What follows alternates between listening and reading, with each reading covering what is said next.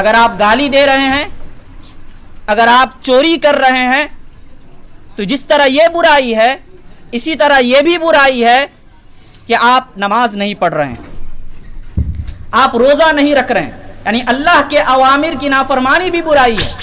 جس نفس کو ہونا یہ چاہیے کہ وہ انسان کے قید میں رہے، مومن اس پر غالب رہے، لیکن آج صورتحال یہ ہے کہ نفس ہم پر غالب ہے۔ نفس کی پرستش، خواہش پرستی ہمارے اندر اس قدر رچ بس گئی ہے کہ آج کل انسان گناہ کو دیکھنے کے بعد بھی اسے گناہ نہیں سمجھ پا رہا ہے، برائی کو دیکھنے کے بعد بھی برائی کا احساس اس کے دل سے مٹ چکا ہے، یا برائی کا احساس اس سے کمتر ہو چکا ہے۔ تو اس لیے ضرورت ہے کہ اس برائی کے احساس کو اگر اپنے دل میں آپ دوبارہ بیدار کرنا چاہتے ہیں تو آپ پر ضروری ہے کہ اپنے نفس کو تزکیہ پر ابھاریں۔ السلام علیکم ورحمۃ اللہ وبرکاتہ۔ الحمدللہ رب العالمین والصلاة والسلام علی سید المرسلین محمد وآلہ وصحبہ اجمعین۔ محترم علماء کرام، جملہ سامعین کرام اور عزیز طلبہ، اردو زبان پر گفتگو کرنا ہے، اس لیے ماحول کی رعایت کرتے ہوئے میں آپ لوگوں کے سامنے زیادہ دیر تک حائل نہیں رہوں گا۔ صرف چند نکات پر ہمیں گفتگو کرنا ہے۔ ابھی تک آپ نے جو باتیں سنی وہ تعلیم کی روح سے، تربیت کی روح سے باتیں سنی۔ اسی ضمن میں ایک اہم بات خصوصاً طلبہ اعظام اور جملہ سامعین کرام کو تاکیداً اس بات پر زور دینی چاہیے کہ اسلام ہمیں تعلیم کے ساتھ ساتھ جس بات کی تلقین کرتا ہے انفرادی سطح پر، کہ ایک ذمہ داری یہ ہوتی ہے کہ کچھ لوگ دین کی تعلیم حاصل کر لیں اور لوگوں کے پاس جا کر انہیں دین سکھائیں۔ اگر گاؤں کے چند افراد اس کے لیے کھڑے ہو جائیں، دین کی تعلیم حاصل کریں، دعوت کے کام کو عام کریں، یہ اس وجہ سے گاؤں والوں کے اوپر سے یہ ذمہ داری ختم ہو جاتی ہے کہ وہ تمام کے تمام دین کی تعلیم حاصل کریں۔ لیکن ایک اہم چیز شریعت کے اندر یہ ہے جس کی ذمہ داری شریعت نے ہر شخص پر عائد کی، اور وہ چیز کیا ہے؟ وہ چیز ہے تزکیہ۔ تزکیہ عالم کے لیے بھی ضروری ہے، ایک طالب علم کے لیے بھی ضروری ہے، ایک عام فرد کے لیے بھی ضروری ہے۔ یہ تعلیم کا بہت بڑا حصہ ہے۔ اگر آپ کے اندر علم ہے، جانکاری ہے، لیکن آپ کا نفس تزکیے پر معمور نہیں ہے، آپ کا نفس محاسبے پر آمادہ نہیں ہے، تو یہ علم آپ کے لیے زیادہ سود مند نہیں۔ اور اس کی اہمیت کا آپ اندازہ لگائیے کہ تزکیہ شریعت مطہرہ کے اندر کتنی اہم چیز ہے کہ اللہ رب العالمین نے قرآن مجید کے اندر اپنی کائنات کے بڑی بڑی نشانیوں کو سامنے رکھتے ہوئے اس کا قسم کھایا، اور پھر اس کے بعد اللہ رب العالمین نے فرمایا قد افلح من زکاہا وقد خاب من دساہا، کہ اللہ رب العالمین نے اس سے پہلے سورج کی، چاند کی، رات کی، دن کی، تمام کی قسمیں کھائیں، اور پھر اس کے بعد لوگوں کو مخاطب کرتے ہوئے فرمایا کہ کامیابی اصل میں یہ ہے، کامرانی اصل میں یہ ہے کہ آپ اپنے نفس کا تزکیہ کر لیں۔ یعنی اگر آپ کے پاس علم ہے تو بہت اچھی چیز ہے، لیکن اپنے نفس کا خیال رکھنا، اپنے نفس کو برائی پر آمادہ نہ ہونے دینا، اپنے عمل میں برائی پائے جانے والے اسباب پر غور و فکر کرنا، اپنے نفس کو اطاعت کی طرف ابھارنا، یہ چیز اہم ہے، اور اللہ تبارک و تعالیٰ نے اسی کو کامیابی قرار دیا. قد افلح من تزکا،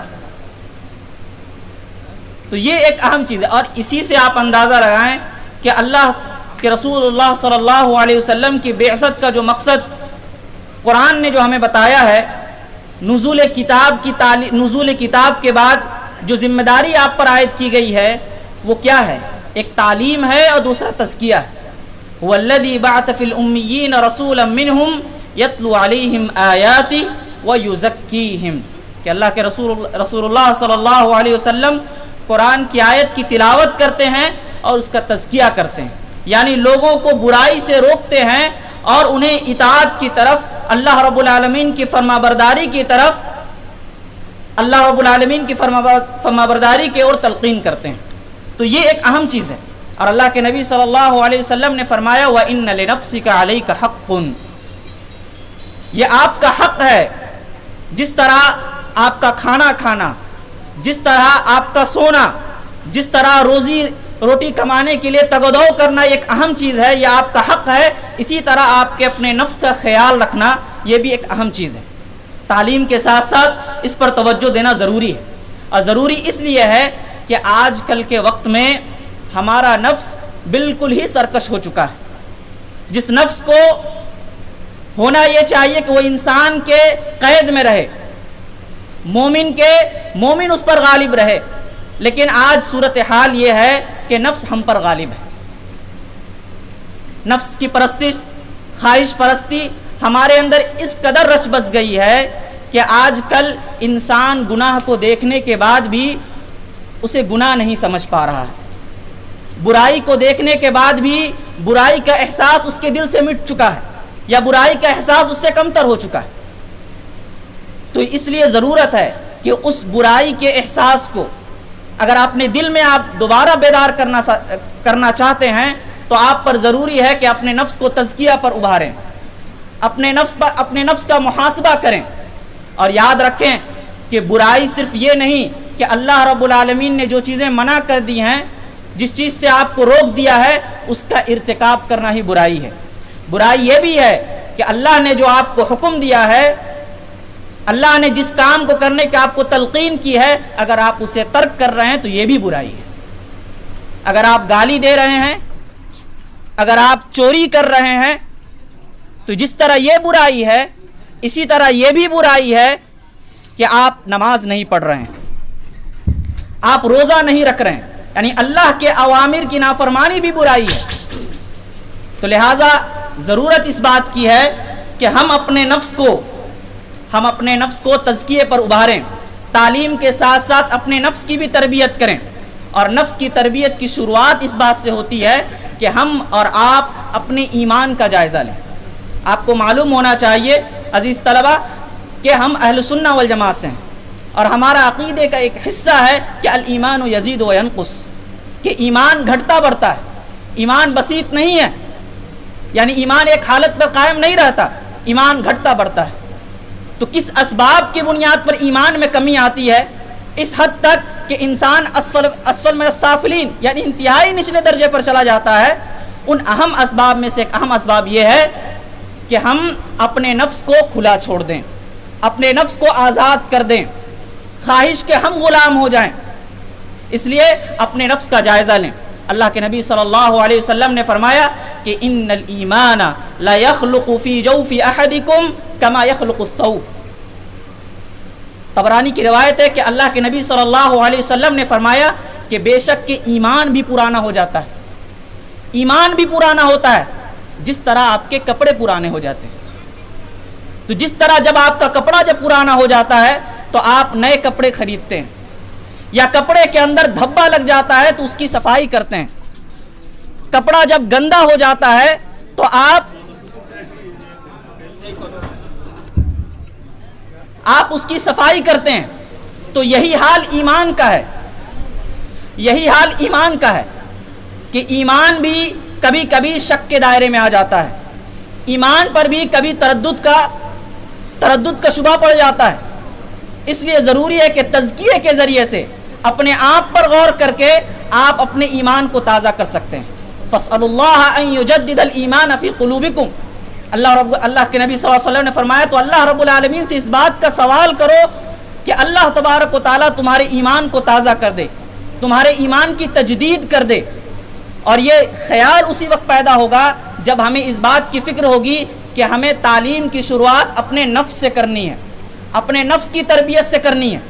اور یاد رکھیں اللہ تبارک و تعالیٰ نے وعید کے طور پر فرمایا ہے کہ جو لوگ تزکیہ نہیں کرتے ان کے لیے ویل ہے.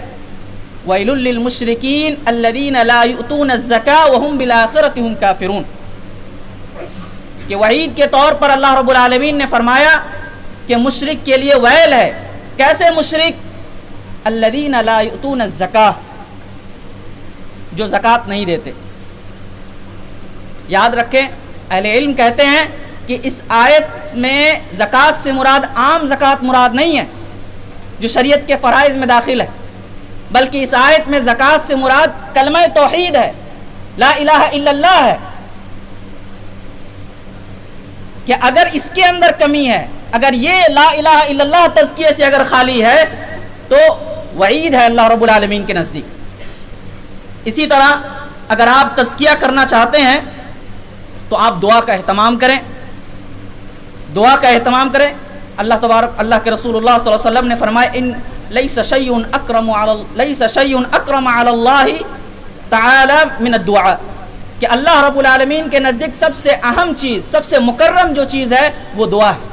آپ ذرا غور فرمائیں، دعا کی اہمیت اتنی زیادہ ہے اور یہ نفس کا شر اس قدر بڑھا ہوا ہو سکتا ہے انسان کی زندگی میں کہ اللہ کے نبی صلی اللہ علیہ وسلم ہر خطبے میں اپنے نفس کی برائیوں سے پناہ چاہتے تھے. وَنَعُوذُ بِاللَّهِ مِن شُرُورِ أَنفُسِنَا. اور اللہ کے رسول اللہ صلی اللہ علیہ وسلم نے ہمیں کچھ دعائیں بھی سکھائی ہیں، اس دعاؤں کا اہتمام کریں.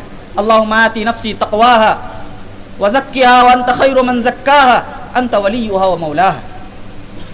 یہ دعا آپ کے لیے بہتر کارگر ثابت ہو سکتا ہے اگر آپ کو اپنے نفس کا خیال رکھنا ہے، اگر آپ کو تعلیم کی راہ میں قائم رہنا ہے. کیونکہ تعلیم کی راہ میں سب سے بڑی جو رکاوٹ پیدا ہو سکتی ہے ایک طالب علم کے لیے، ایک عالم کے لیے، وہ یہ ہے کہ وہ اپنے نفس کا غلام ہو جائے، اپنے نفس کی پرستش کرنا شروع کر دے.